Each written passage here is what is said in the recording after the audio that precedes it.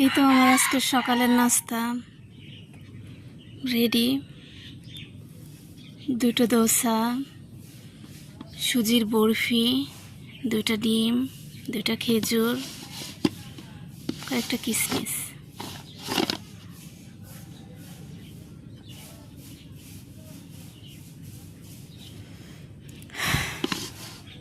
একটা কথা মনে পড়ল, আমার কাছে মনে হয় রান্নাবান্নার ইচ্ছে জাগে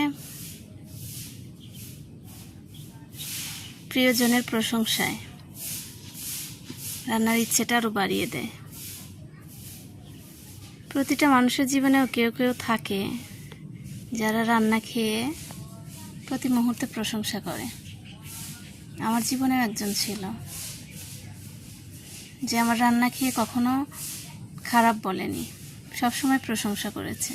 যদি কখনো ভুলও হয়েছে তারপরে সে সব সময় প্রশংসাই করেছে, ভালো হয়েছে বলছে, মিথ্যা করে হলেও বলছে। মিস করছি তাকে খুব। I miss you. সে ভালো থাকুক, সমস্ত প্রিয়জনেরাই ভালো থাকুক, যত্নে থাকুক আমাদের মনের মাঝে।